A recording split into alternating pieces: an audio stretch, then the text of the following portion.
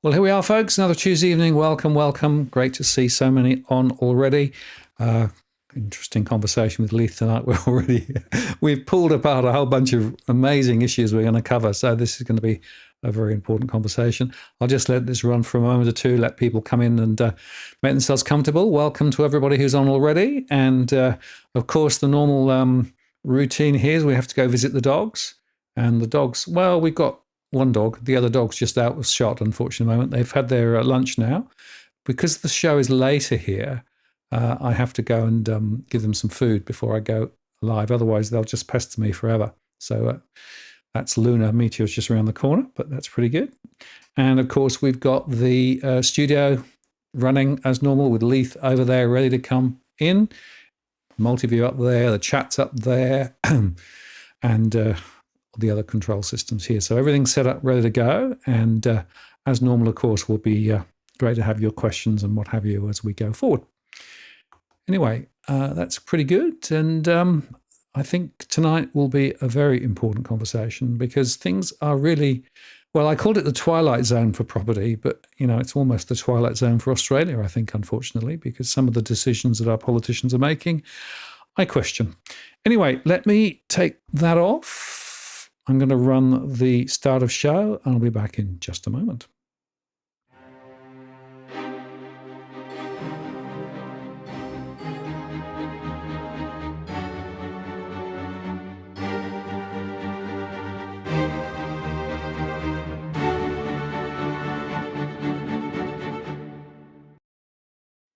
Well, good evening and welcome to this live stream. It's April the 16th. Martin North here from Digital Finance Analytics. Great to have you on tonight.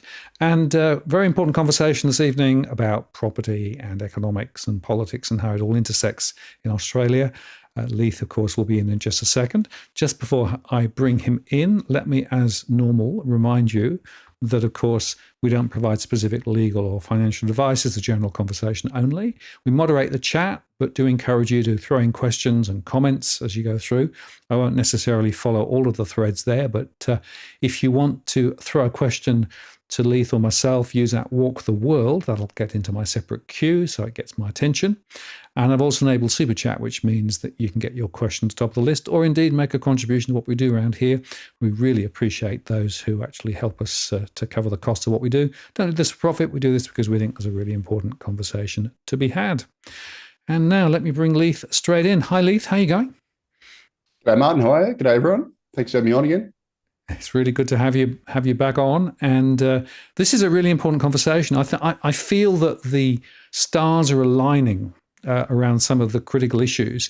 And, migration, as we'll touch on, is one of those really critical issues.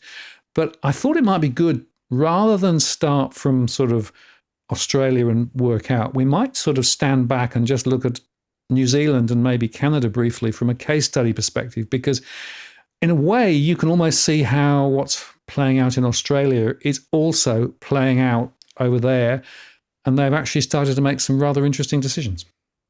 Yeah, that's right. Look, so, I'm not sure if you want to bring up the charts there, Martin, but Australia, Canada, now if you can, that'd be great. So Australia, Canada, New Zealand are basically, going for the same sort of growth model. So we're all three countries are running huge immigration programs, really high population growth. That's shown in this the chart on the top left there. That's by Justin Farbo at Antipodean Macro, and he's actually plotted our population growth, which was 2.5% in the year to September, which was our highest growth in percentage terms since 1952. We're actually behind Canada, which is at 3.2%, and New Zealand, which I think is about 2.9%. So, but regardless, all three nations are running really huge migration programs, and they're basically having very similar results. So New Zealand in some ways is arguably the worst in that it's having both a technical recession, which is the bottom left chart there, as well as a really deep per capita recession. So the overall economy in New Zealand, despite the fact that the population has grown by 2.9%, with population growth is actually falling in aggregate GDP terms. And in per capita terms, it's falling by more than 3%. And The chart there in the top middle comes from Cameron Murray at Fresh Economic Thinking, and he's actually plotted the per capita GDP and the real gross disposable income change in New Zealand. You can see it's an absolute disaster. And basically for 5 consecutive quarters, they've had really hefty per capita falls. And all the data that's come out recently has actually been really poor for New Zealand. So the middle bottom chart there comes from Justin Fabo again, and he tracked, this came out earlier this week. It was basically domestic spending using electronic payment methods, which is, let's face it, that's 90% of it at least. And what it showed is that overall spending in New Zealand was dead flat for basically a whole year. But once you obviously, that's in nominal terms, once you account for inflation and then you account for population growth, it's absolutely collapsed in per capita terms. And the top right chart there came out today. That's the composite PMI, which is like it's a survey measure of activity across New Zealand, and that's tanking. And Justin Farbo's plotted that against New Zealand GDP. And as you can see, it shows that it's pretty likely the recession's actually gotten worse in the March quarter once that data comes out. And finally, the bottom right corner shows the SEEK job ads and also the number of applicants per job ads in New Zealand. And the job ads has collapsed to just below pre-pandemic levels. But the bigger thing is because there's massive population growth, they've had an absolutely extreme rise in the number of applicants per job, which is actually well above the peak of where it was during the pandemic. And although the New Zealand's unemployment rate's only 4%, similar to Australia, it doesn't reflect reality. And all it tells you is that New Zealand's in a really deep economic hole, especially once you strip out that population growth. Yet, most bank economists are tipping that the Reserve Bank of New Zealand is not going to cut rates for at best, very late this year, and at worst, next year. So Westpac tipped that it won't cut till early next year, whereas ASB, which is basically the CBA of New Zealand, tipped that it won't cut till November this year. So you got the Reserve Bank of New Zealand grappling basically with, sort of stubbornly high services inflation, but at the same time, and that inflation data, I think, comes out tomorrow, Wednesday, or if not Thursday, but also a really recessionary economy that's really only sort of being kept together by this extreme population growth to sort of paper over all the cracks. And it's a very similar story in Canada. Now, I've got some charts in Canada, more related to housing. I didn't bother putting their unemployment charts, but you'll have to take my word for it. Canada, if you think New Zealand and Australia's immigration's mad, Canada had just over 1.2 million net overseas migrants last calendar year, and for a population increase of just under 1.3 million in total. And what that's done is it's created, similar to Australia, an absolutely unbelievable rental crisis over there. So I've got 4 charts here that come from the National Bank of Canada. The top left plots their CPI rents, which is their rental inflation that's measured as part of the CPI against their population growth. The bottom left has the vacancy rate versus the rents. You can see vacancy rates have absolutely collapsed. National Bank believes it's going to halve from where it is at the moment. And in concert with soaring rents, the top right plots population growth against housing starts, and absolutely ginormous housing shortages have been created. And the bottom right has the housing supply deficit as measured by the National Bank of Canada, which is just off the charts almost. And what I didn't include here was that, like Australia, Canada's overall economy is growing still. So GDP is still rising because it's got 3.2% population growth. But in per capita terms, it's falling very hard.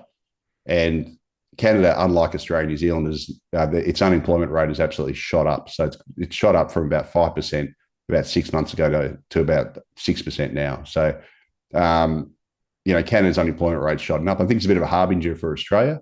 The upside for Canada, though, is Canada's inflation is plummeting, and it's almost back to within the Bank of Canada's target. So I think Canada is going to be the first to cut rates, across the sort of Anglo-developed nations, Martin. Yeah, it's interesting, isn't it? Because New Zealand and Canada have their rates currently higher than Australia.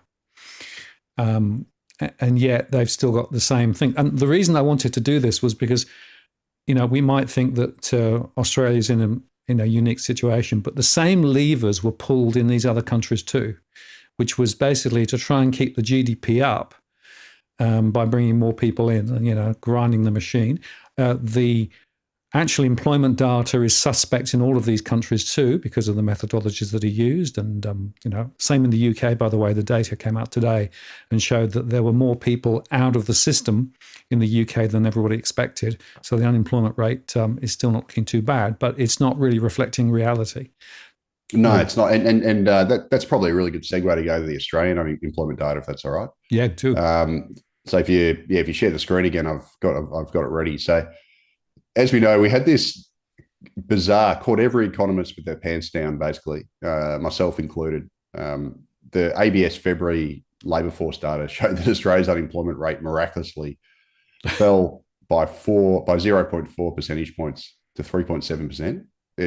And over 100,000 jobs were somehow magically created. Now, that is the biggest load of number wang I've ever seen in my time doing this. And it basically conflicts with just about every other, data set out there on which monitors the Australian labour market. So I've included some charts here, some key charts. The first one on the top left is from Seek, and that basically shows the job ads have fallen to around the pre-pandemic level. But more importantly, like New Zealand, because we've had this really strong population growth and got super strong labour supply, the number of applicants per job ad is now running about 60% above pre-pandemic levels. So we've got roughly 60% more people applying for jobs. Just under that bottom left-hand corner, I've plotted the official unemployment rate against the applications per job ads. As you can see, the correlation is completely broken down, which sort of tells you the ABS figures a bit of number wing. The upper middle chart comes from CBA. And I actually, in a lot of ways, I actually prefer CBA's data to the ABS. So what they do is they actually look at the data from people using CBA bank accounts. So that's basically at least a quarter of Australians use CBA as their bank. So they've got an absolutely unbelievable sample of the Australian economy. And what they've done is they've actually plotted the employment growth in green as measured by the ABS against the number of salary payments into CBA bank accounts. And as you can see, they're just historically it's been very highly correlated, but it's just broken down. That relationship's broken down. And the far right chart there I've just plotted. This comes from Justin Farbo again. From Macquarie Bank, and that shows all the various measures of job ads, and they've all fallen. And the center bottom chart shows that we need to create about 35,000 jobs a month just to keep the unemployment rate stable. So given this really high immigration we've got, and not just immigration, also Peter Costello's baby bonus kids are now hitting working age. So that's also boosting the labour force. We need to create about 35,000 jobs a month just to keep the unemployment rate constant, assuming a constant participation rate. And, according to the official unemployment rate, we're doing that. But based on all these other measures, we're not. And I think the ABS labour force survey is going to catch up with these other measures and the broader economy over the months ahead. Whether it happens this week when the data comes out, who knows? Because it's a bit of it's a lottery. But I think it has to reflect reality at some point in the next few months. And we'll have to wait and see. But at the moment, the unemployment data across a lot of countries seems to be out of whack, and I think it's because it's not accounting for this really strong record net overseas migration across all these countries. I don't think the surveys are built to, capture that properly. Yeah, absolutely. Cookie Boy asked a question which is quite relevant. We're talking about New Zealand at the time. If New Zealand is in recession, why hasn't it dropped rates? Can't be just because of inflation. Yeah, well, I mean, it really is just. I think the RBNZ's been really, really cautious, so they just want to make sure that they've broken the back of inflation first. I personally think it probably should be cutting pretty soon, based on the way the economy's going. It's absolutely woeful, and for that matter too, I think the Bank of Canada should be cutting pretty soon because Canada looks even worse. So yeah, I mean, look, I think they're just been. I think because a lot of the banks were caught out over the pandemic, they're just trying to be, they've just been ultra cautious, even though the RBNZ was the first to hike. So they were the first to do it. And, I'm not sure why they'd be the last to exit, which could be the case, or one of the last to exit. So we'll have to wait and see. And the other thing is New Zealand actually does have quite a lot of pass-through with their I think I've got it here, with their monetary policy. So I've just shared some more charts here that basically shows that Australia has the most sensitive households in the country to interest rates, because we've got the highest share of, or one of the high, not including South Africa and Chile, but out of the developed countries, we've basically got the highest developed country share of variable rate mortgages, and also obviously carrying really high debt. But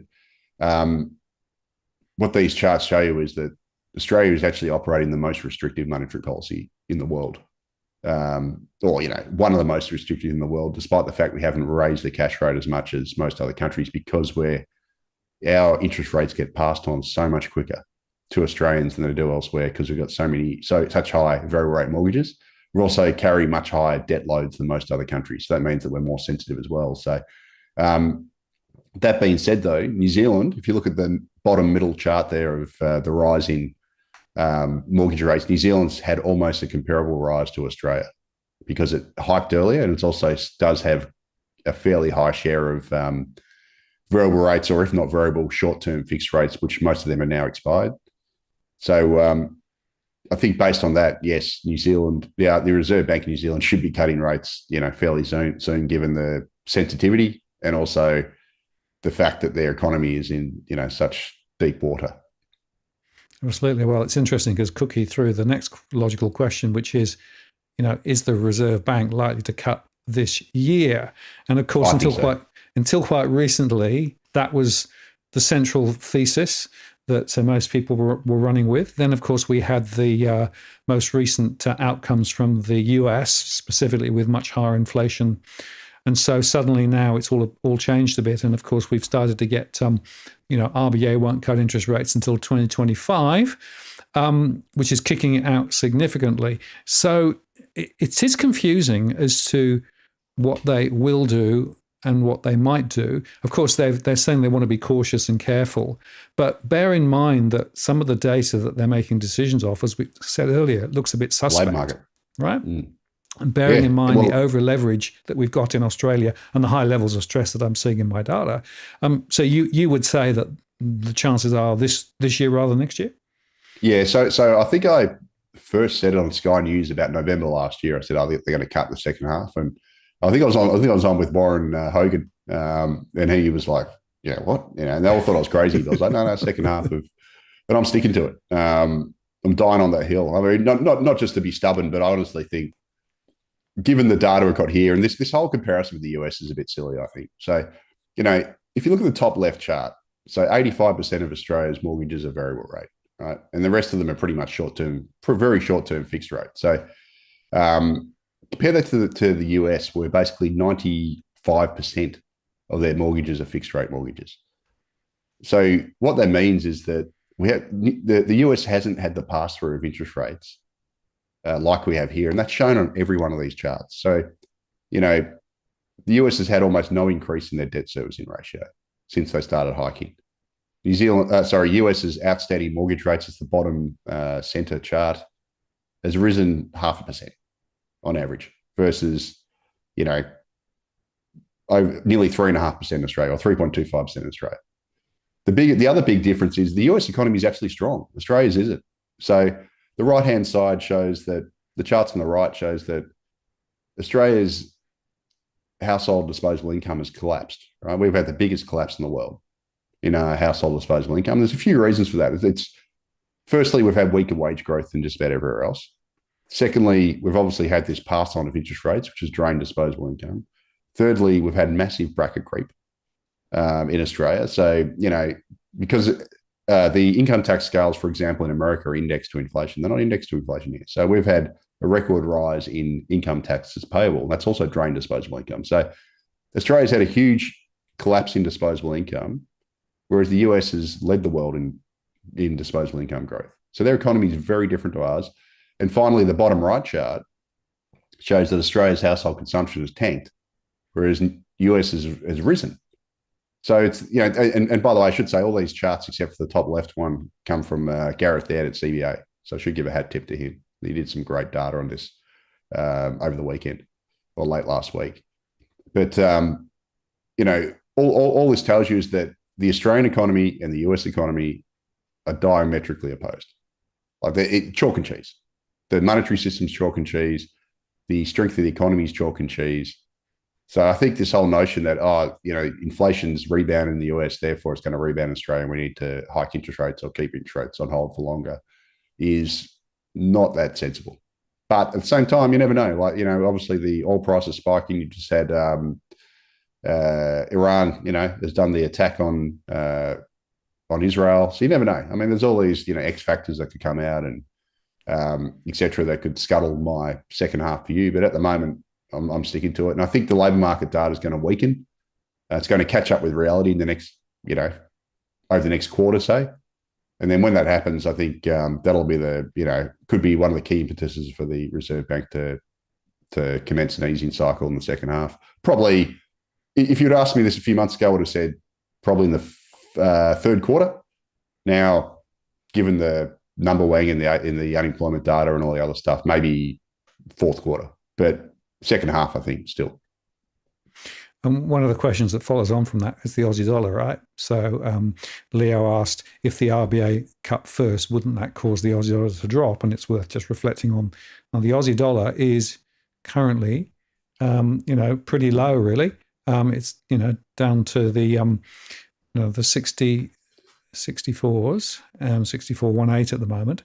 And if they cut, surely that would also put the exchange rate under pressure. So is the RBA therefore worried potentially about the impact on the exchange rate, or is it house prices, which is the other thing that people have been arguing? House prices continuing to go higher has created a problem for the RBA because that is again part of the the matrix. So I would argue the RBA's backed itself in a really stupid corner. So almost whichever way they go, they're going to actually break something.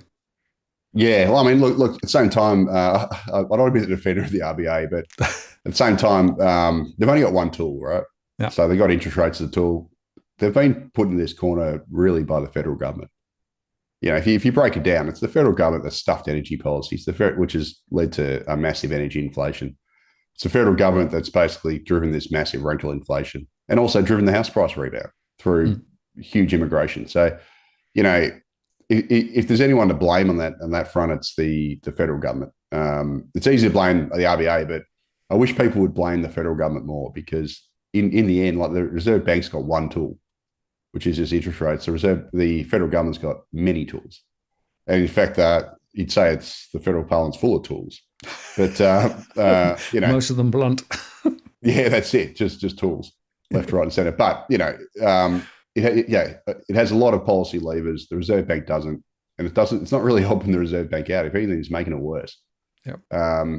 Like the migration data that came out today from the Australian Bureau of Statistics was absolutely off the charts.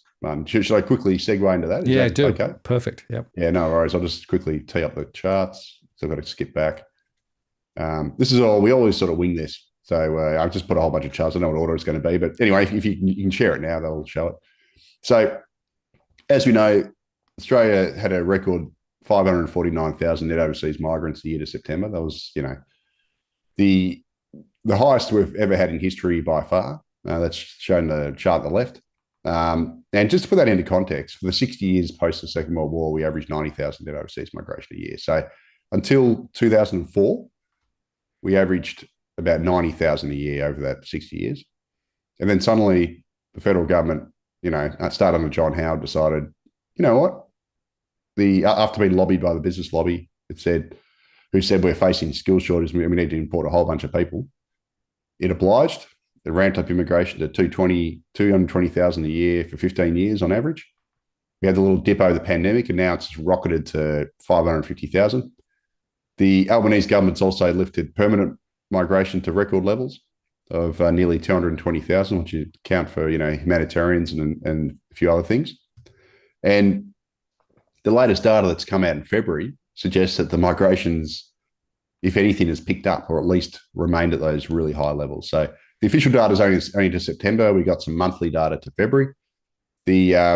According to the Department of Home Affairs visa data, we had a record 2.4 million temporary visa holders if you exclude visitors in Australia in February. And that's about 400,000 more than we had pre-pandemic. We had a record 713,000 international students in Australia in February. That's about 100,000 more than we had pre-pandemic at the peak. And finally, data that was released today by the ABS on permanent and long-term arrivals smashed all records on both a monthly, quarterly, and annual basis. So in the month of February, we had 105,500 monthly net arrivals, 174,400 quarterly arrivals, and just under 500,000 annual arrivals, which are all record highs. So basically, the Albanese government has delivered us record permanent and record temporary migration. Thanks, Albo. And that there is the reason why we have a rental crisis. It's as simple as that. There's no other reason. Just a quick question, because Albo recently was interviewed, I think, on Brisbane ABC, and he was arguing that all this is just a backfill from the COVID years when there was much lower inflation, right? But if you look at those charts, you can see that the trajectory is so much stronger. So it's way more than just backfilling. Yeah, look, he's just lying, mate. He's a liar. I'll be honest. I hear this story all the time. Albo Risby says it as well. Oh, it's just, catch up, and, the population's still smaller than it was forecast in the 2019 budget by the Morrison government, blah, blah, blah. It's just complete garbage. I mean, the reason why it's garbage is that, A, those population projections were way too high anyway in the 2019 budget. But even putting that aside, let's say it's true, it's just catch up. The problem is we haven't caught up on the supply side. So obviously, you can say, oh, the population's just come back, and, the 2019 budget didn't have a plan for housing either. So, it would have been just as bad under them. That's not true, because if the pandemic didn't happen, we wouldn't have had this housing construction collapse that we've had. We wouldn't have had the 40% spike in materials costs. We wouldn't have lockdowns that shut down construction sites across the country for months and stopped homes being built. We wouldn't have builders going broke left, right, and centre. We wouldn't have as high interest rates as we have now. So this whole notion that, it's just merely catch up, and it's not to blame for the housing crisis because, the former government projected the same population in 2019 is just an absolute cop-out, an absolute lies by our Prime Minister and his cronies. It's just ridiculous. You can't look at one side of the equation and the migration flows and not look at the supply side of the equation, because the supply side has been smashed. So if you quickly get back all the lost migrants, which is such a stupid term anyway, and you get them back really quickly, and you don't have the homes for them because the supply side has been smashed, voila, you have a rental crisis, which is exactly what we've got now. So the guy's just a liar. He's a politician being a politician. All politicians are liars. It's not just Albo, but he's just doing a classic, political doublespeak and lies, to be quite frank. Absolutely. And what's fascinating to me is that there are still industry lobbies, the building and construction industry, amongst others, all arguing for bring more migrants in. And even the Greens party, who's got this sort of quasi government-backed, social housing strategy, says, no, migration isn't the problem. But to you and I, it looks to me as though migration is absolutely the epicenter of the problem that's been created. And of course, just going back to the COVID thing, home builder, of course, and the stimulus programs broke the building and construction sector as well. So, bad policy over many years has got us to this point, and more bad policy, which is to keep that migration high, despite playing lip service to dialing it back and doing all of those things, is just, is BS. And by the way, in New Zealand and in Canada, now politicians have woken up to the fact that high migration is a problem. That's right. So Canada and New Zealand. It's a bit easier in New Zealand because they've got a new government. So the new Luxon government, the National Party, the Conservative side, has basically come out and said they're going to cut low-skilled migration. So, it's hilarious how under left-leaning governments you get the highest migration. So, Jacinda Ardern's government, and then the guy who followed, Chris Hickson or whatever his name is, who, took the reins at the end. They promised lower migration, then they ramped it up to a record high. Justin Trudeau came in 2015, promised, we're going to cut down on, we've got too many temporary migrants in Canada, and, we need to have jobs for Canadians. He goes and ramps it to all-time highs, never seen before. And then we got Albo comes in and says the same stuff, and then comes and ramps immigration to all-time highs. Like, why is it that the left-leaning governments always do this? It's kind of strange to me. But anyway, so the new government in New Zealand has basically come out on the weekend and said they're going to cut immigration. It's unsustainable. The Trudeau government in Canada is now saying it's unsustainable. They can't keep up. Don't have enough housing. Blah blah blah. They're panicking. The problem is, though, they created the mess. So that's the immigration arsonists trying to put out the fire that they created. And now, the Albanese government has kind of dipped its toe in it, saying we're going to halve immigration. They're going to halve it from 550,000 to 250,000, which is still way higher than the pre-COVID 15-year average, which was ridiculous, which was already ridiculously high in historical terms anyway. So they're all just a pack of liars basically, and they create the problem and then they try and say they're going to fix the problem they created. It's just insane, but it is what it is, Martin. Can I just share this one? If you don't mind sharing the slides, I just want to get this point because I want to make sure everyone watching this understands this point. So often I read in the media, and every time I read, I just roll my eyes. They always say, 60% of Australia's population growth comes from immigration, 40% of it comes from natural increase. It's actually incorrect. 100% of Australia's population growth comes from immigration. I'll tell you why. Because migrants have children. So this chart on the left, and when migrants have children, it gets counted as natural increase. So if you didn't bring them in the first place, you get less natural increase. So this chart on the left basically shows the ABS's latest population projections that were released late last year, and they pretty much align up with the intergeneration report. And what it shows is that what I've taken here is I've taken their series of zero, assuming zero net overseas migration versus assuming high net overseas migration, which basically aligns with the intergeneration report's projections. And you can see there that by 2072, Australia's population would actually be 1 million smaller if we had zero net overseas migration. So all that tells you is that all of Australia's population growth comes from net overseas migration. It comes from immigration. Now, I'm not saying we should do that. I don't think we should have zero, but I just want to make that point because it's pretty important. So next time you hear a politician saying, or a media person, or Shane Wright in the SMH, whatever, saying, 60% of Australia's population growth comes from immigration, it's wrong. It's 100%, and that's the chart to prove it. And on the right-hand side, I've got charts. The ABS's population projections for the major capitals. So the thick green line, the thick black line there was Australia's population in 1950. So by 2071, Sydney's population will be 8.35 million. And that is basically the same as what Australia's entire population was in 1950. I just did it there for reference because I found it interesting.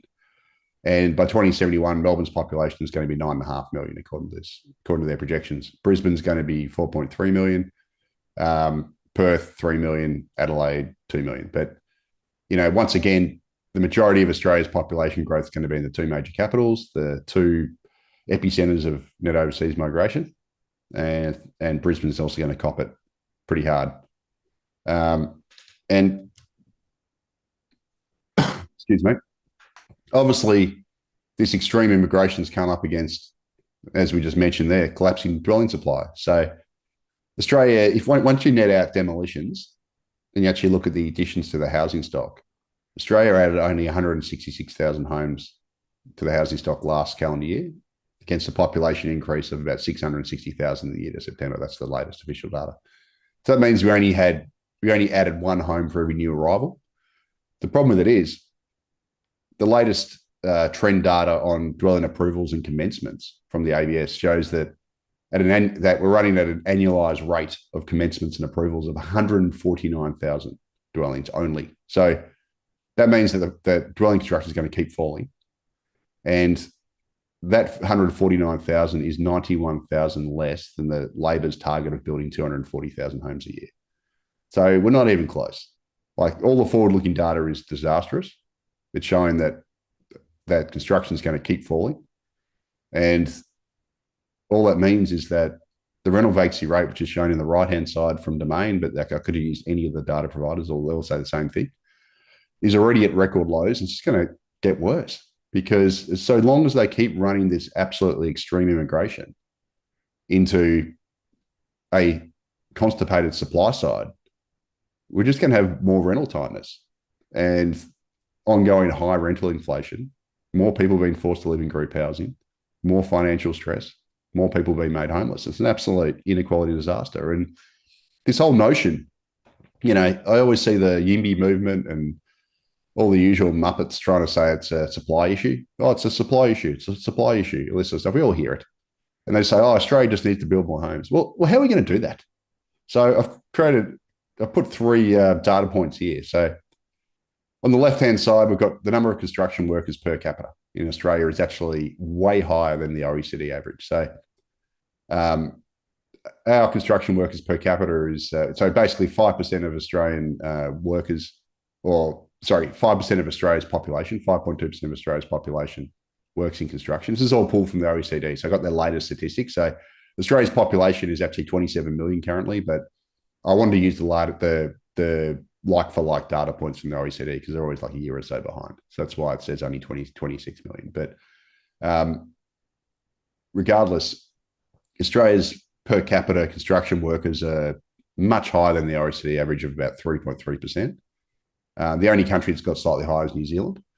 The percentage of the workforce working in construction is 9.2%, also at historically high levels.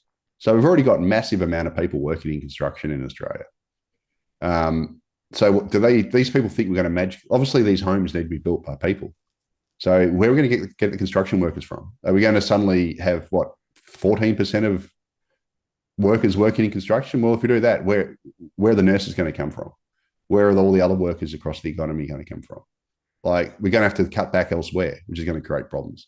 So this whole notion that we can just build more homes is ridiculous. And it's also ridiculous because residential construction costs have surged by 30 to 40% over the pandemic, and that's shown on the right-hand side. So, and I should also add that Australian home builders are now competing for labour against the state government big build infrastructure projects. So we've got high interest rates. We've got 30 to 40% increase in construction costs. We've already got one of the highest concentration of workers in the world working in construction. We've got builders going broke left, right, and centre because they can't turn a profit because the costs are so high.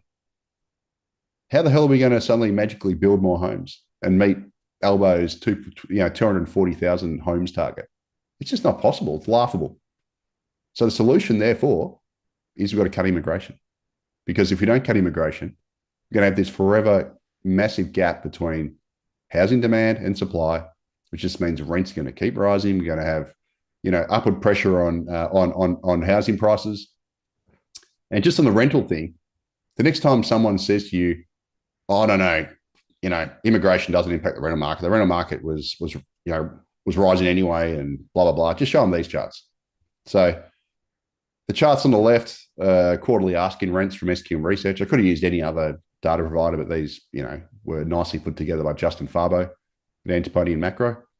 And as you can see, the top left-hand chart there shows the quarterly growth in rents. When immigration turned negative at the start of the pandemic, guess what? Asking rents turned negative. When immigration rebounded and surged, asking rents surged. Funny that. One-for-one correlation. The middle chart, the top middle chart was put together by Harry Otley at CBA last week, and it's a brilliant chart, actually. And what it actually shows is that the rental growth is incredibly highly correlated to the change in the population versus apartment construction. So basically, when apartment construction rises versus population growth, rental growth falls, or when population growth rises relative to apartment construction, rents rise. It's shown very clearly there. And just under that, Harry Otley put together the change in rents across capitals versus the change in population growth. Look at that relationship. Anyone who tells you that immigration is not behind the spike in rents and the rental crisis is a bald-faced liar or an idiot. That's all I can tell you. They're an idiot or they're a liar, because this data comprehensively shows it. And just on that last point, another reason why rent's going to keep rising, aside from the massive population growth, is if you take that upper middle chart from Harry Otley on the, rental growth versus apartment construction, well, we've got surging population growth, which is bad, but also the bottom right chart there the right-hand side, I've actually plotted apartment approvals, the latest apartment approvals data, high-rise and low-rise. High-rise apartment approvals are down by about 55% from their peak. They're at absolutely appalling levels. That's the blue line. The red line shows low-rise apartments. They're down 80% from peak. So if we've got record population growth at the same time as apartment construction approvals have absolutely collapsed, pointing to further weakness ahead for apartment construction, what do you think that means for rents? Based on that upper middle chart, rents are going to rise, and they're going to rise viciously if that relationship in that chart holds true. So this is an absolute Albo created rental crisis here we've got. He's created this. He deliberately ramped immigration to all-time highs. He used the Jobs and Skills Summit as cover. He lifted the permanent intake to all-time highs.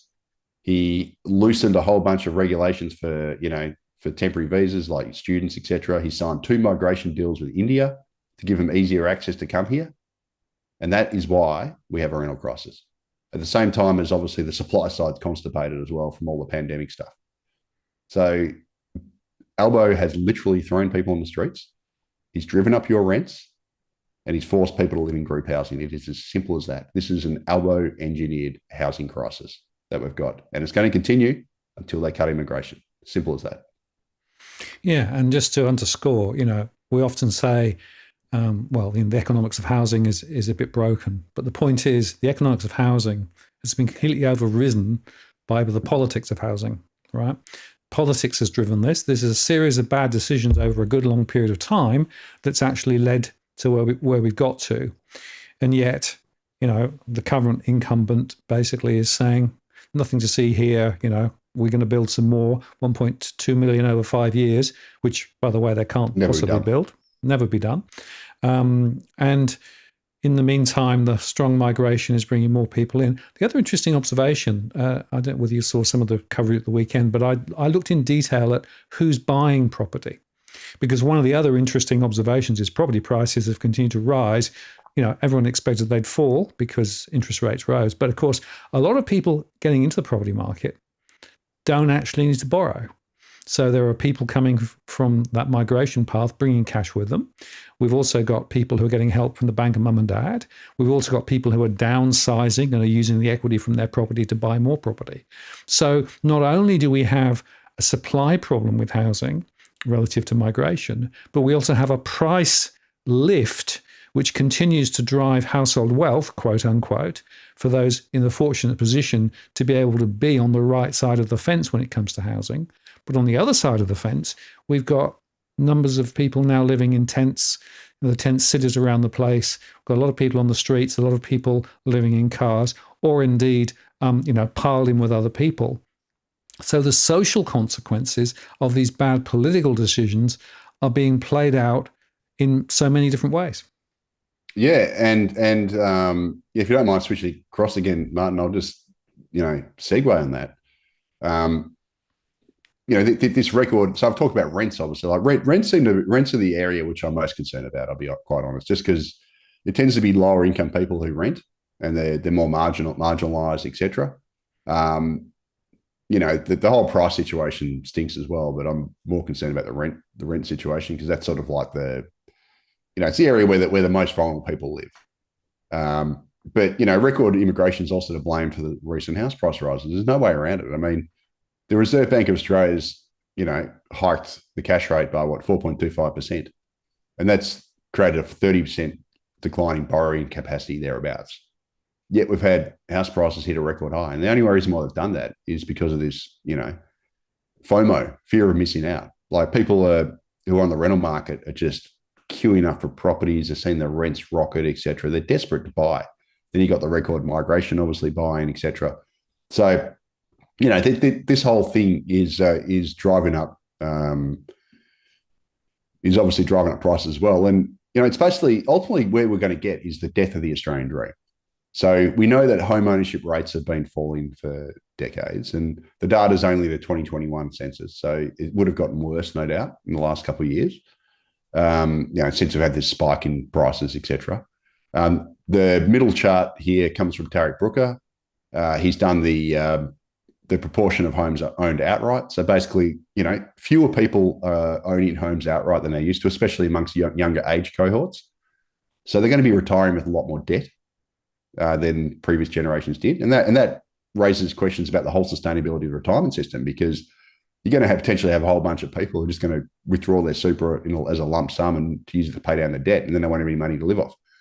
And in some ways, the biggest destruction of the Australian dream is shown in the chart on the right. Now, this is just for Sydney, but it's kind of symbolic of what's happening here.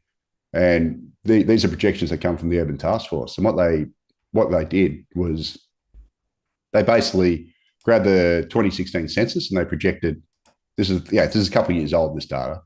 They projected how Sydney's housing composition is going to look by 2057, and basically they projected that Sydney would go from 55% detached homes in 2016 to just 25%, whereas apartments will increase from 30% up to 50%, and townhouses will go from 14 to 25. So what that basically means is that if you're a Sydney sider in 2057, only 25% of you are going to be living in detached houses. And you can guess which 25% that's largely going to be.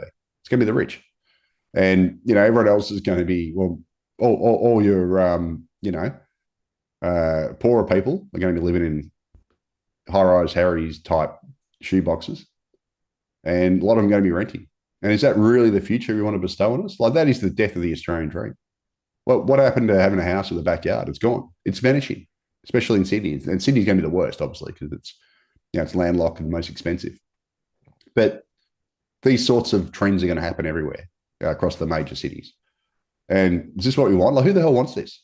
And the only reason why it's happening is because the government wants to increase the population to, the official projections, 40.5 million people by 2063, according to the Intergeneration Report.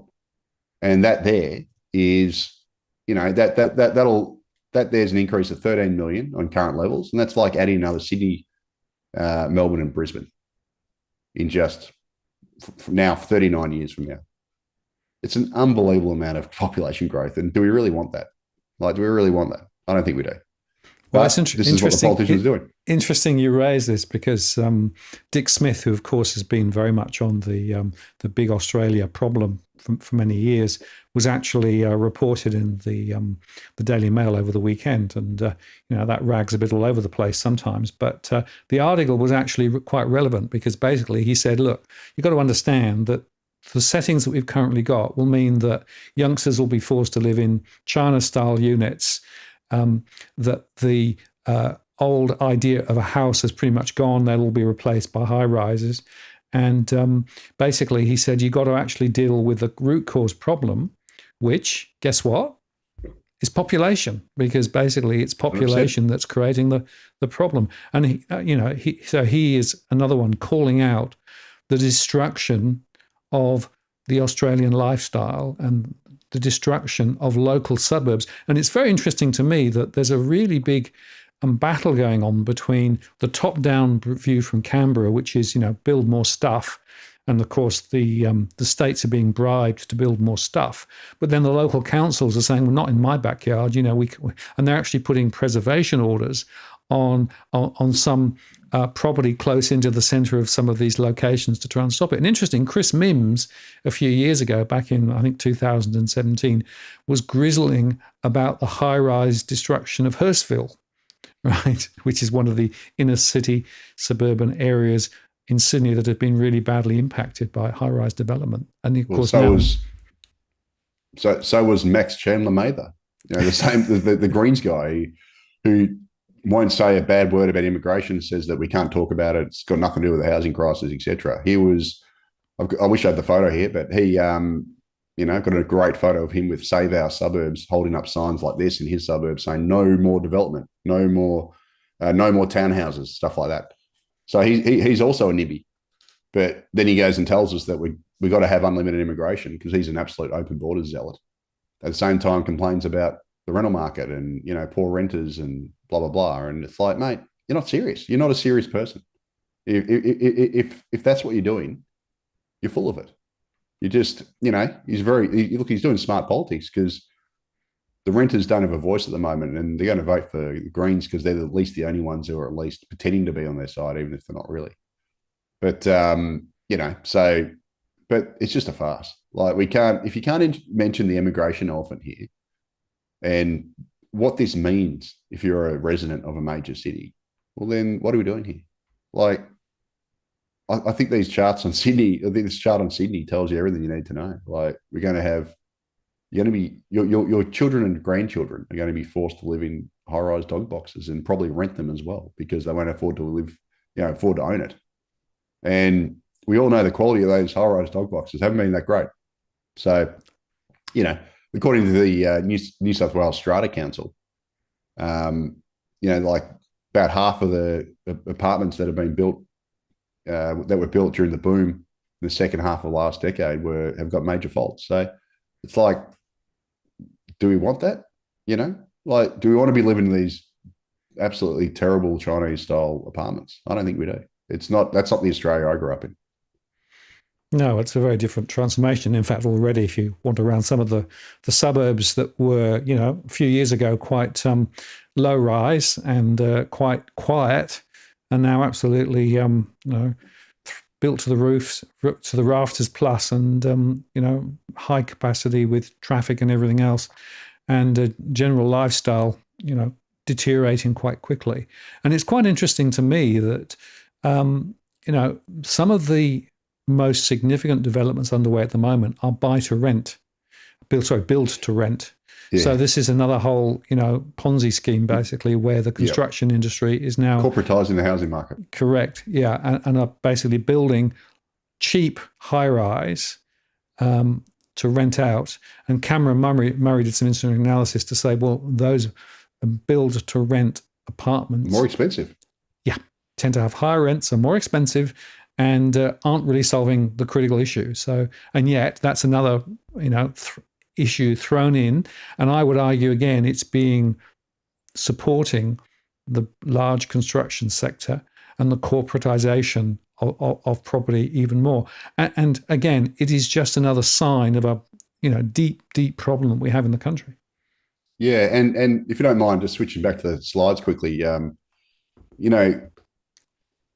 just talking on Max Chandler Mather, the Greens guy, his solution is I just need to build a whole bunch of public housing, right? Well, it's like, so we're going to build public housing to house migrants, basically, because he wants massive immigration as well. So we're going to build homes for migrants, effectively, is what he's saying. But look, I get the point that public housing construction has been terrible. So I've got two charts here, which basically plots, the provision of public housing across the country, which is in the blue, against private housing. And you can see, we used to, back in 1955, 22% of all homes constructed were public housing, and it's about 2% currently, right? So definitely it's fallen, and it's not high enough. The problem with it is this whole notion that we can just build more public housing is kind of moot and will cost a lot of money, obviously, but it's kind of a bit of a fool's gold when you're going to grow the population like a science experiment. So what I've done is I've overlaid the public housing construction against Australia's population change. And you can see they've just gone the complete opposite way. And on the chart on the right, I've done the population increase per new public home. So in 1955, we built one public home per 14 new residents. Currently, it's one public home per 2,020 new residents. That just shows you the scale of how much public housing we'd need if we keep running this huge immigration program. Like, yeah, we should build more public housing, sure, but it's not going to really solve the problem if you're going to grow Australia by Canberra every year through immigration, is it? Like, you're just basically putting a Band-Aid on the problem, and it's going to cost a lot of money at that, and then you're going to end up just basically filling it full of migrants anyway. So, I don't know if it actually makes the incumbent population better off anyway. But that's sort of what the Greens' whole policy is. So we just go and spend billions and billions of taxpayer dollars building public housing, which I'm actually for, but I'm not for it if you're going to then just, keep immigration at extreme levels. Because it's like, well, it's kind of self-defeating. What are you doing here? Like, how about you cut the immigration back to, the sort of pre-2005 levels, which worked perfectly for 60 years, get it down to sort of sustainable levels, slow the population growth right back, and then you can build the public housing. And then we might actually eat into the deficit rather than just increasing the deficit, but just not increasing it quite as quickly as you would have if you didn't build these houses, which is the sort of whole solution that the Greens have got here. And, it's just crazy, mate. The whole housing/immigration debate now is just, it's been bonkers for years, but this whole notion that it's just a supply side issue is just doesn't pass the laugh test. And I think this data shows it comprehensively. And just on that, the other stupidity is, why don't we bring more migrants in to become builders, to be able to build stuff for more migrants, right? Nobody seems to understand the stupidity of that circularity. Well, I've got a great chart on a great. Now, look, if anyone's listening and they can tell me who created this chart, someone emailed me a while back and said it was me, but I just lost the email. I don't know who created it, but I want to give them credit for it because it's awesome. I got off Twitter and I don't know who did it. But anyway, that's the one on the right. So on the left, the head of the Master Builders Australia, I think it was, or it was the Urban Task Force. No, Master Builders Australia. Last month said, we've got to bring in 90,000 migrant builders to solve the nation's housing crisis. And I was just like, oh, God, here we go again. Okay, so you're going to bring in 90,000 builders supposedly, right? Well, we're going to need probably 90,000 homes to house those builders because they'll take their families in as well, right? They're not going to live together, more than likely. So you're going to need 90,000 homes for that. Then we're going to need hospitals for them because they're going to add to hospital demand. We're going to need teachers because they'll probably have kids. So we'll need to provide teachers. We're going to have to provide road space for them. We have to provide every other service that these 90,000 people create. Now, it reminds me of this diagram that this person created, which is just the circularity of the whole thing. Houses are too expensive. We've got to increase supply. We've got to import more migrants to build houses. The houses never get built. Migrants need to live somewhere. House prices go up. Houses are too expensive. And there's just circularity of it. It's crazy.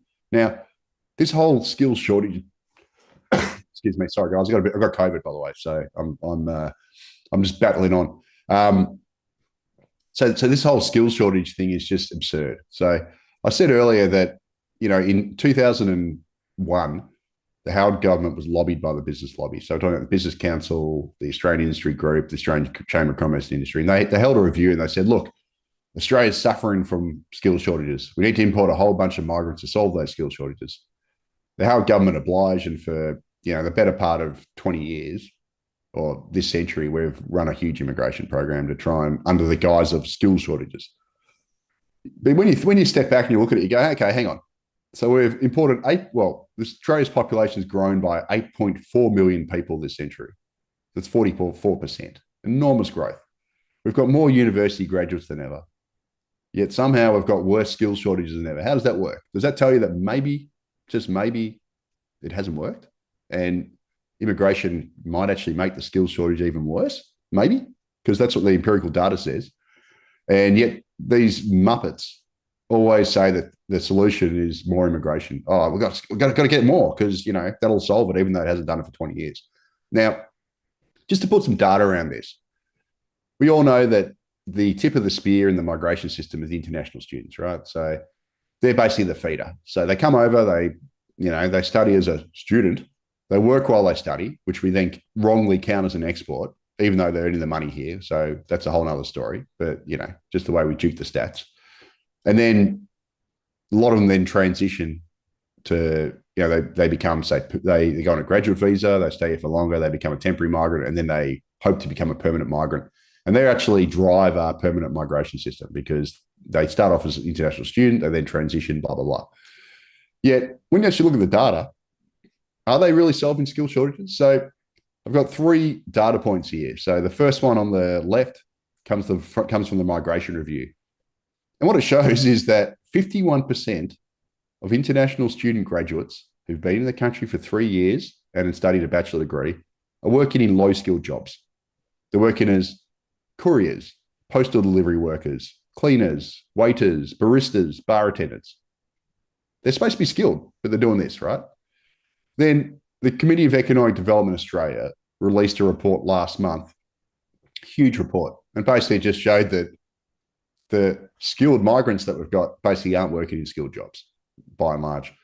So they found that so-called educated migrants earn more than 10% less than the Australian-born population. They've also got higher unemployment, right? So it's like, well, that's great.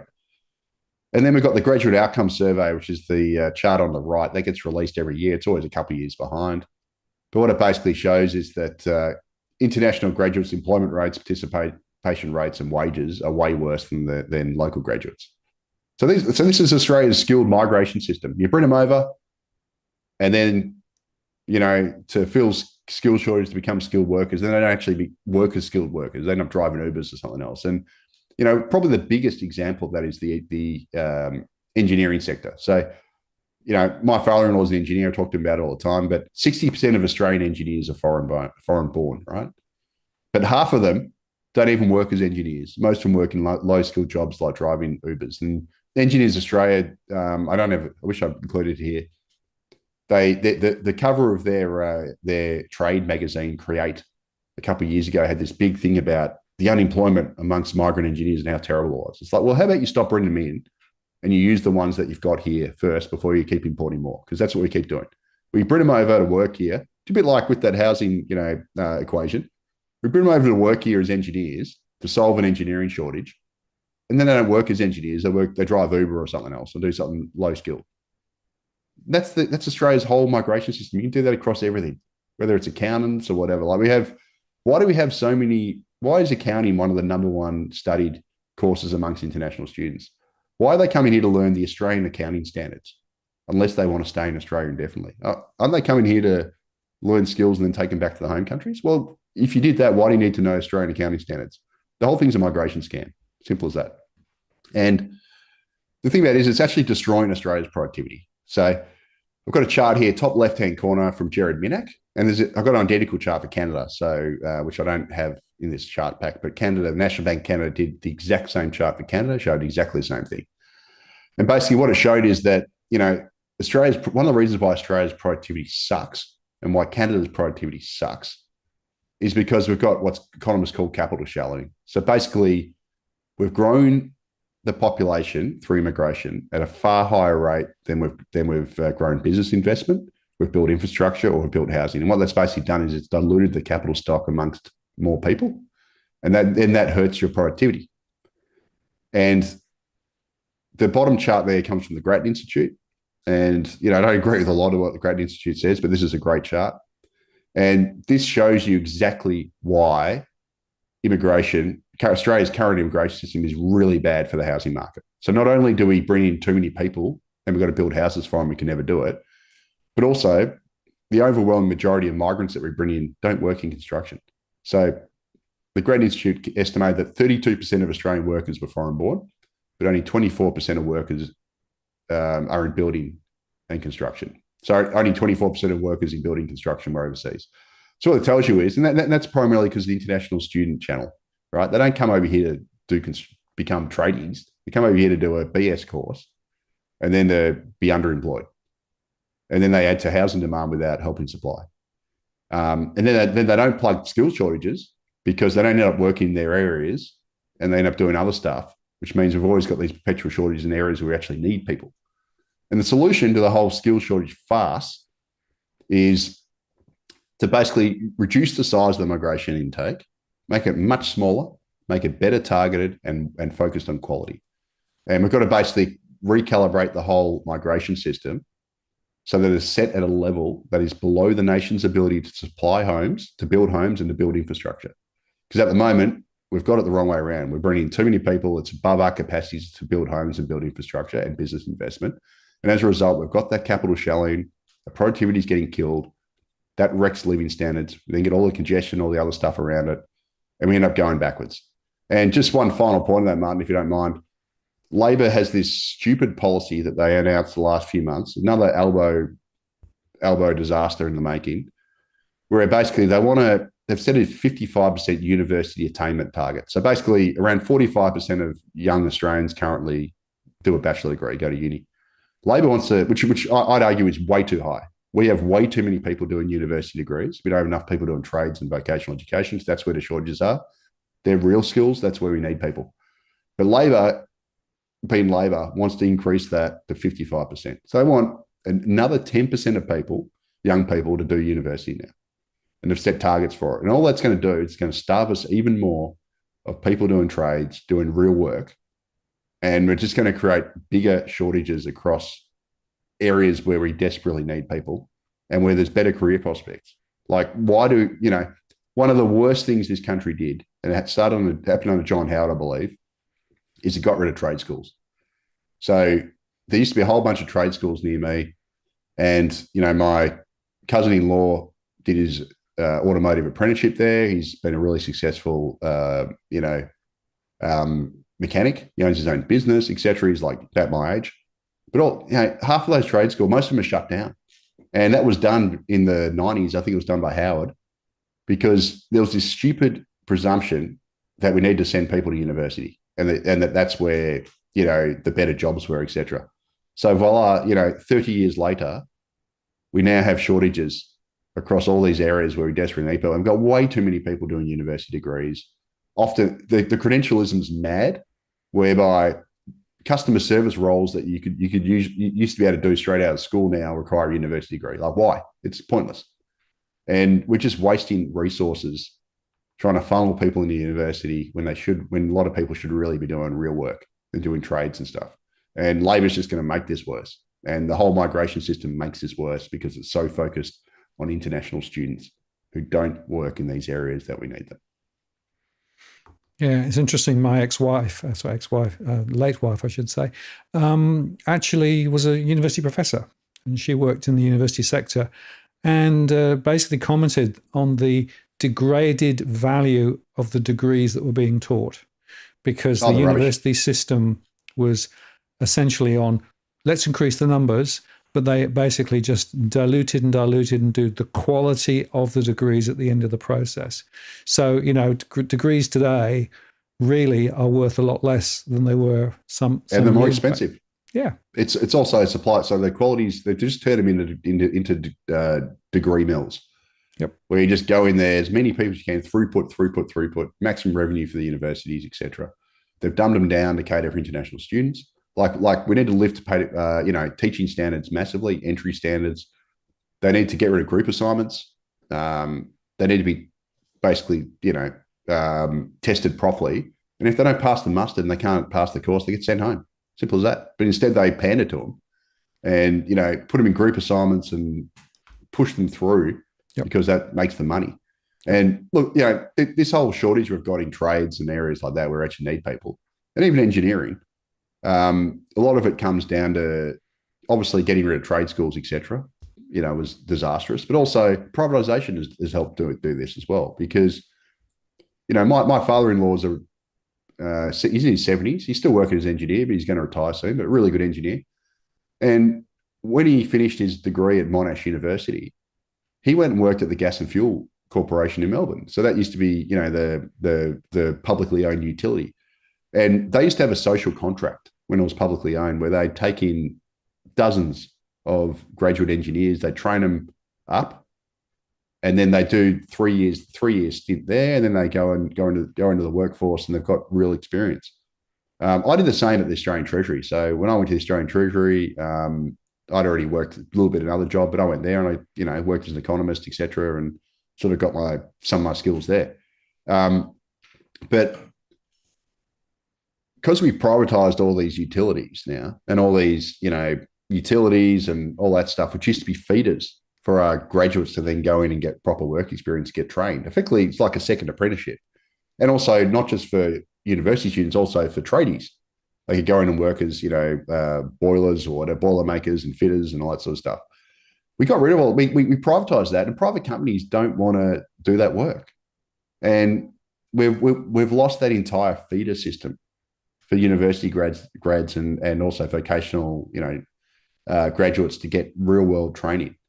And because of that, we're robbing ourselves of skills. And these companies that now privately own these things, these utilities, now expect people just to have all those skills, straight up, rather than training them. And they're not willing to train anymore. So as a result, the solution is always, we need to get a migrant from overseas because there's no local skills here, because they haven't bothered to train the bloody people in those skills. So it's just created this whole vicious cycle we've got now. And it's a whole lot of things: shutting down trade schools, the focus on university over vocational education and TAFE, privatisation, which has gotten rid of all training programs, et cetera, et cetera. And that is basically the reason why we're in this predicament that we're in. And, I don't know what the solution is. I've thought about it. Maybe the federal government should heavily subsidize private companies, because they've already sold all this stuff off, to take in and train graduates, graduate engineers, apprenticeships, all that sort of stuff. Maybe they need to do that, because we need to have some feeder system for someone to do a course, to come out, get a couple of years of real world experience where they get trained and taught how to do things, and then they can go on and do other stuff. Because if they don't have that bridge, they're never going to have the skills to then go forward. And then these companies are going to say, "Oh, there's no skill. We've got a skill shortage, and there's no suitable applicants in Australia. We've got to grab someone from overseas who's already got a couple of years work experience." And then they grab that person, they find out they're not that good, and then those people end up working in underemployed jobs, driving Ubers, etc. Because that's currently the system we've got. It's not working. So change the system. Lower volumes, higher quality. That's the way we should do it. Yeah, well, there are levers that could be pulled, but I am sort of standing back and thinking about the recent announcables from Albo. Of course, the most recent one was the manufacturing in Australia strategy, which we might touch on in a second, right? But then we had the but then we had the the migration strategy that came out last was it October, November time, just before Christmas, right? Which was like, well, didn't say anything, but it sounded good, right? Or the 1.2 million homes that we're going to build. We seem to be very good at throwing out these sort of, well, I call them announcables, because basically, it's news that they can talk about, but it doesn't mean anything, right? And yeah. I find it's utopia. Yeah, I was going to say. I mean, seriously, just get Rob Sitch to do it. Like he's just put him in government. And well, actually, Rob Sitch was always a skeptic. The other guy, Lamo, did you ever used to watch Utopia? Yeah, Yeah. It's Utopia. Yeah, exactly. You got the Lamo character who was, we need something big, inland rail, right? This sort of stuff. That's basically what we've got in the government at the moment. It is like Utopia is a piss take, but this is what we've got. Yeah, it really is. It's crazy. But anyway.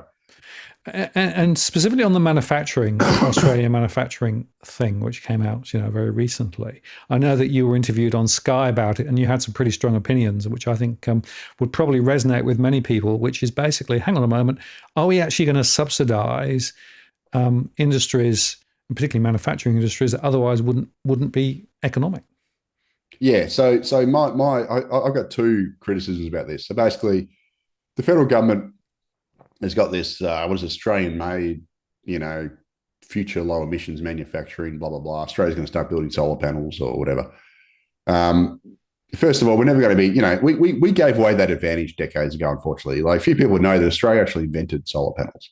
Like, you'd remember this, Martin, but, well, maybe it might have even been before you came to Australia, but back in the 80s, they used to do every year a race up in the Northern Territory where they basically had, they'd race these cars across the top end. Solar-powered cars. This was like back in the 80s. I remember when I was at school, this used to happen. And Australia was a world leader on that stuff. But unfortunately, we didn't ever commercialise it. China took the IP and they've run with it. They dominate solar panel manufacturing now. Really cheap. They can do it cheaper than anyone. Germany's got sort of higher end, and Japan, I think, has got a bit as well. But this whole notion that Australia can magically start building solar panels and be competing it be cost competitive is just laughable. But my bigger concern, so all we're going to do is we're compelling people to go into renewables, and then we're going to force up their costs, because we're going to basically either force them to buy Australian-made or force them to subsidise Australian-made. So they're going to pay one way or the other. But the bigger concern I've got, so I put that aside to one side, the bigger issue I've got is if Albo really wants to juice manufacturing and get manufacturing going, we need cheap energy. And we have created a system down here where we are an energy superpower. We've got oodles of the stuff. I'm not including oil here. I'm talking obviously, gas and electricity. But we should have some of the cheapest electricity and gas prices in the world, because we export all that stuff. But for some stupid reason, we pay orders of magnitude more than, say, the US and other places around the world. And if Albo is so concerned he wants to really get manufacturing back, We need to be cost competitive. And the easiest way we can be cost competitive is to bring down energy prices. And the way you do that is you reserve gas. So basically, Western Australia has a gas reservation policy. And even though Woodside's trying to get their wiggle out of it, but they require that 15% of export gas gets reserved for domestic use. I think at the moment they're only supplying 8% because they're trying to, the government needs to strong arm them and get them to make the agreement. But regardless, Western Australia has really low gas and electricity prices because gas sets your marginal price for electricity because it's the key firming power. On the West Coast, on the East Coast here, we don't have a reservation policy. We're literally the only gas exporting jurisdiction in the world that doesn't reserve our gas for domestic use. And as a result, we pay really high gas prices and we pay really high electricity prices as a result. So we've literally stuffed up energy policy in this country. And we've created a situation where manufacturers are stuck paying really high input costs for their power, which is a key component of their cost competitiveness. And if Albo really wants to boost manufacturing, don't do these stupid boondoggle picking winners, announcables like his Build Australia thing. Give us cheap energy and let the market sort it out. Because I guarantee you, when you do that, we might actually get some manufacturing because we might actually become cost competitive. But as long as we keep driving up the cost of electricity and gas through the roof through stupid policy, mostly pertaining to the gas market, we're going to have this problem. And it's absurd. Like, we export about 80% of East Coast gas. Most of it goes to China, who then uses our gas to create solar cells, etc., which they then sell back to us. It's insane. They use our subsidized cheap gas to make themselves competitive, but we don't use our own cheap gas to make us competitive. We instead give it away and then drive up our domestic costs to basically pay the world price. And the situation has gotten so absurd that one of the solutions to our high gas prices now is to build import terminals so that we can import gas, even though we've got tons of it over there, then deliquefy it back into vapor to then use instead of just, it's in the ground over there. How about we just not send it to Gladstone? We don't freeze it and lose 8% of our gas when we freeze it because it's very energy intensive. Sell it overseas and then go and import some other gas. It's moronic. Can you imagine Saudi Arabia paying $2 a litre for their petrol when they're a major oil exporter? That's what we do. Can you imagine Saudi Arabia building an import terminal to import oil because they're selling so much oil overseas and they've created a domestic shortage? That's what we do. And the big counterpoint here is not just Western Australia, it's also the US. The US is now the biggest gas exporter in the world. We were the biggest. We're now number 3. But the US also has ridiculously cheap domestic gas because they've got a reservation policy. So they've had the best of both worlds. We, on the other hand, don't have a reservation policy. And the hilarious thing is the US has actually reduced its carbon emissions, per capita carbon emissions, by more than Australia because they've got this cheap gas. They've been able to shut down all the coal plants, and they've basically just substituted out of coal into gas, which is a lower emitter, and they've reduced their carbon emissions. Us, on the other hand, we've made gas super expensive, and now we're prolonging the life of our coal stations. So in New South Wales, I think it's Yearing Power Station, the government is now subsidising Origin billions of dollars to keep that alive for longer because they've created a gas shortage, which Origin has helped create because Origin is part of the gas cartel, which is selling the stuff to China. You cannot make this stuff up. We are governed by morons. And if Albo wants to make manufacturing competitive, fix the energy market. Don't do these stupid gimmicks and all this other stuff that's going to cost heaps of money. Fix the energy market. At least copy WA, and even better, copy WA and copy Norway and Qatar, and create some sort of super export tax or something so we can actually get some financial return because, Qatar earned about $20 billion from their gas exports last year. Norway about $40 billion. Norway's got a sovereign wealth fund worth $250,000 US roughly per citizen. We have nothing to show for our gas boom. And as a result, we're incredibly reliant on personal income taxes because we don't tax our minerals properly.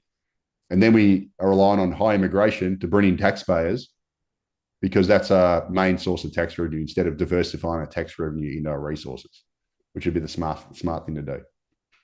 So, it's just dumb meets dumber in Australia. We stuff up everything, and the federal government, instead of addressing the source, it always does these side issues. So you've got the source of the rental crisis is obviously the mass immigration, but instead of addressing that, Albo's come up with some lofty target which will never be met as a distraction.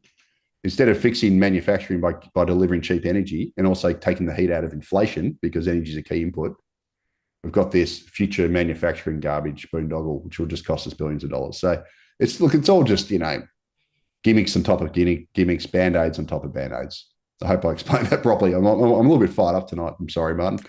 No, you're absolutely right to be. And the point is that, what you see is more silly decisions following silly decisions, right, to try and actually skirt around the real critical issues that should be tackled. And, we've seen that in the housing sector over 20 to 30 years, and we've seen it more broadly in the energy sector as well. And the net result of all this, it's just worth, reflecting on this.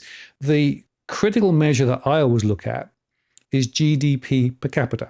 In other words, How much are we actually creating, as a per unit, as you like? And this is the latest chart, right, which continues to show that GDP per capita continues to go negative and strongly negative. And that basically means that value is being destroyed in the economy on a per capita basis.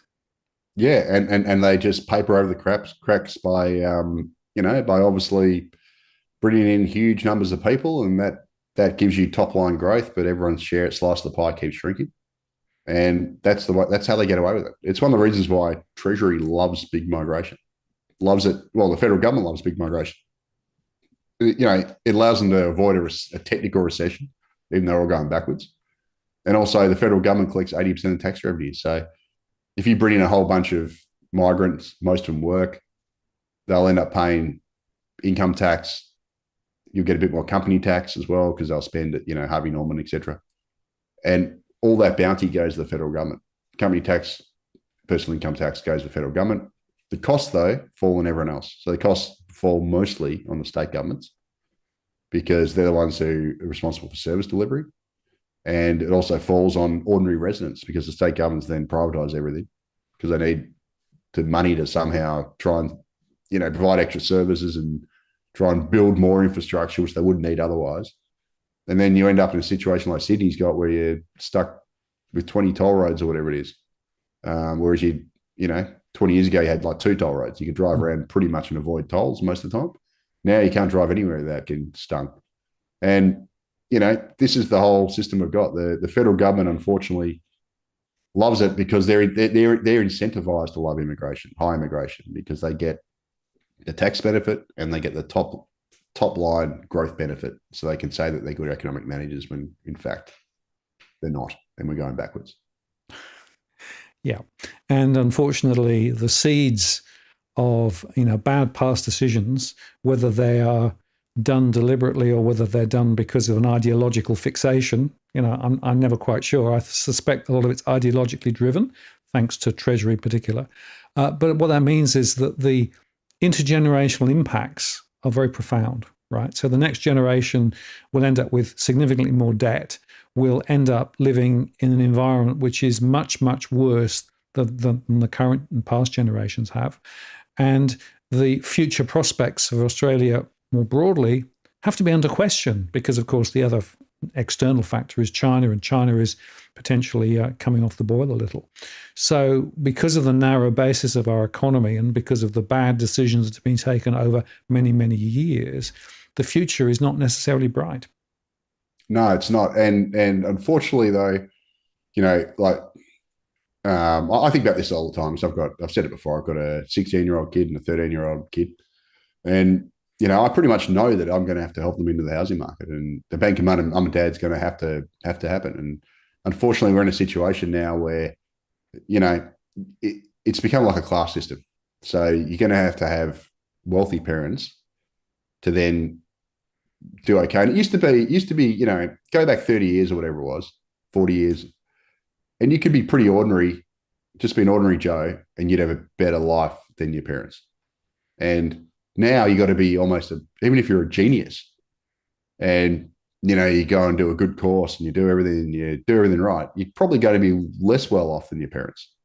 And that's kind of the situation we've created. It's ridiculous. It used to be you're almost guaranteed to be better off than your parents as long as you went a complete dropkick. And now, you've got very little chance of being better off than your parents because of the system that we've got and the system that we've created. So it's just, it's a fast. Like, I know my kids aren't going to have as good probably won't have as good a life as me in terms of, being able to own a detached house and all that sort of stuff. And in a lot of ways, mine's probably worse than my parents in a lot of ways. So, it's just kind of every generation is sort of getting worse, unfortunately, the system we've got. And that's really the wrong way around as far as I'm concerned. It shouldn't be that way, but that's kind of the system we've set up. Mm. Yeah, and partly it's short-termness from politicians who think about the election cycle.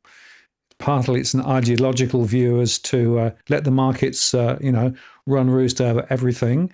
And that means, of course, that the lobbying power of big business and corporations is very, very strong. And that means that sometimes things don't work out well. And then, of course, we talked about migration. But to me, I think the energy crisis, specifically with gas in Australia, and the migration issue should be the two top factors that governments need to change policy on to be able to actually start moving in a different direction. If they don't do that, then the tax take will continue to stay extremely high.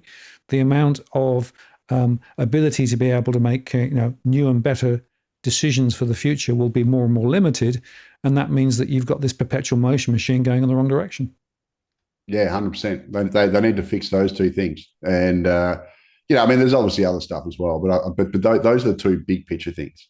Again, Australia's an energy superpower.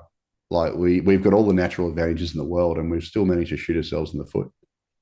It's crazy, and the ridiculous thing is because admittedly we don't collect enough bounty from it, but being one of the world's biggest minerals, one of the world's biggest mineral endowments and mineral exporters, running a high immigration policy actually works to our detriment because you dilute your mineral wealth over more people. Like, a classic example is Norway's got about same population as Melbourne, roughly 5.5 million, Melbourne and Geelong. And do you think they'd be better off if they had 10 million people? I don't think they would. They'd be diluting their sovereign wealth fund over, roughly double the number of people.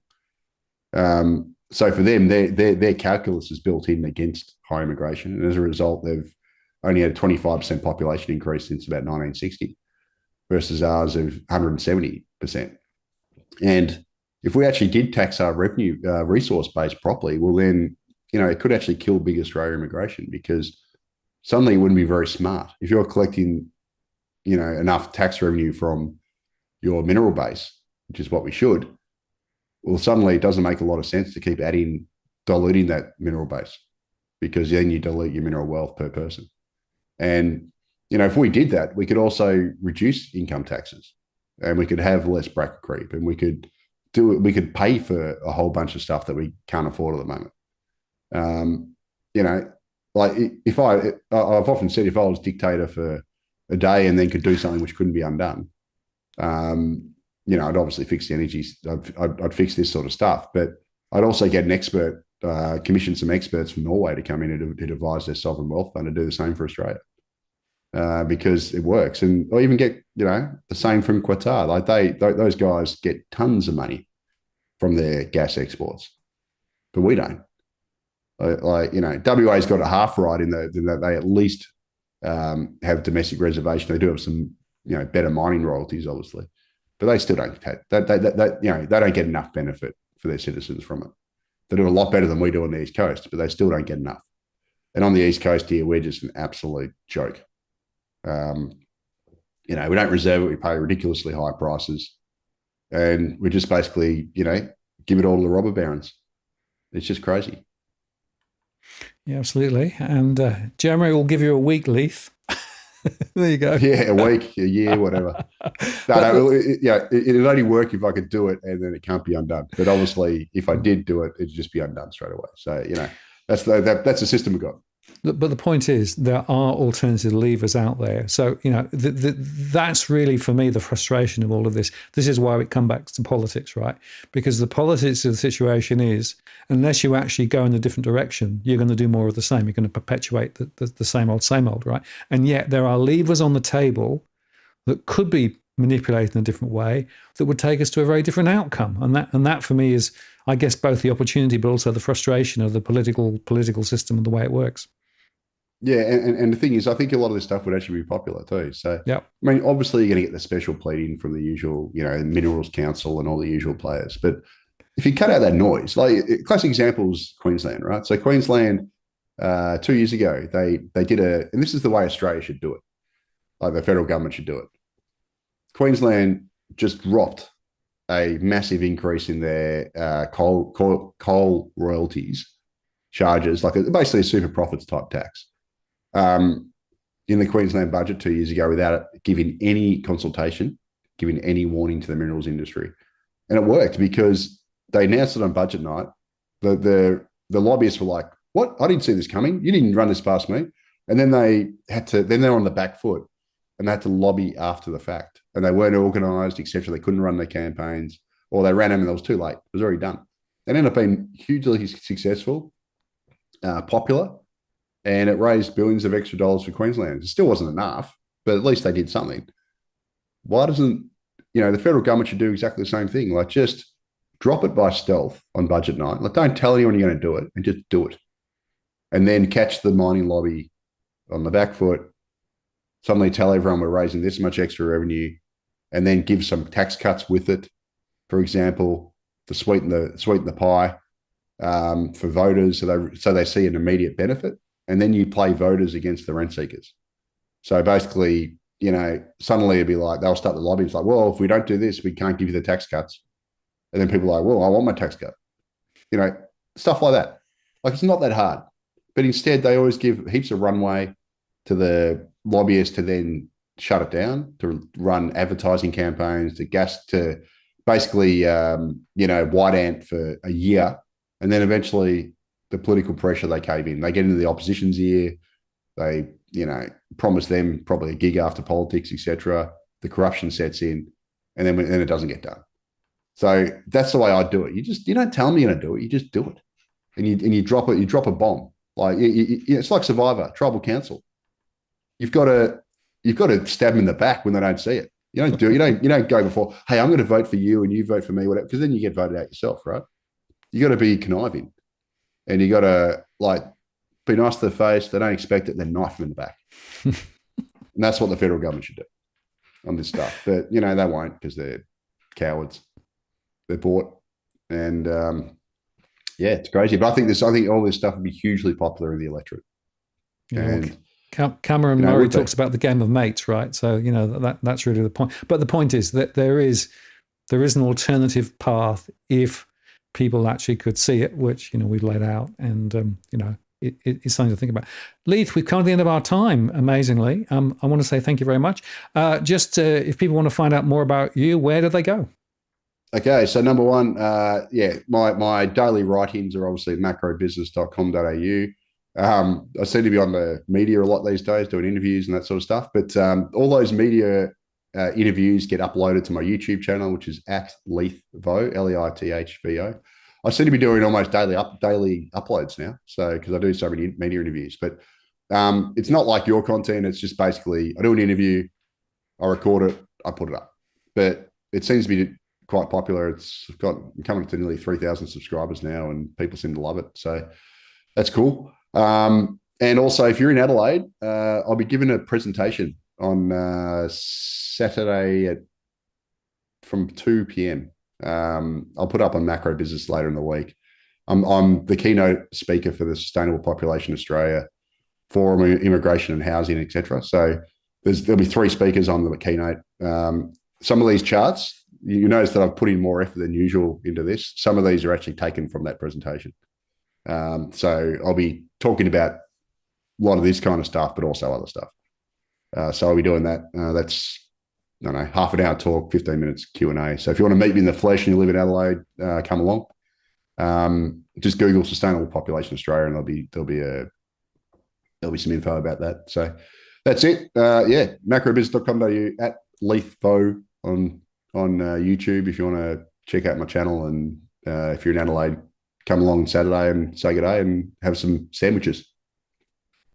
Terrific. Well, Leith, I want to say thank you very much. And, the COVID battle didn't interfere in any way. So I really appreciate that. I'm drugged up, that's why. Okay, well. I've taken a couple of cold and flu tablets, which is probably why I'm a bit animated. Well, no, it's good. I mean, I think the points you made were really clear. And, we'll have you back on down the track again, because these are really, really important conversations. So thank you very much. I'm going to take you off stream now, and I'll just close the show, but look forward to catching up with you again, and I hope you get well very soon. Yeah, cheers. Thanks, everyone. Speak to you later next time. Okay, bye. So there you go, folks. Thank you for that. Thank you for all the super chats. Really appreciate those and all the questions and comments. And just to say that next week, Adam Stokes is back. We're going to talk about some of the crypto stuff that's going on, of course, the halving for Bitcoin and how that's playing into things. So join me for that. And just before I go, let me just check where the dogs are. Oh, look, the dogs are back in their nice position, having had their lunch, having slept through most of the show. So there you go. They're back in sleeping mode again. I need to take them out for a walk a bit later. Anyway, thank you very much for spending some time with us this evening. Really appreciate it. And check out the recorded shows through the week. We'll be back next Tuesday. And thank you very much. Please share, like, and subscribe. And I look forward to seeing you next time. This is Martin North from Digital Finance Analytics, signing off. Cheerio.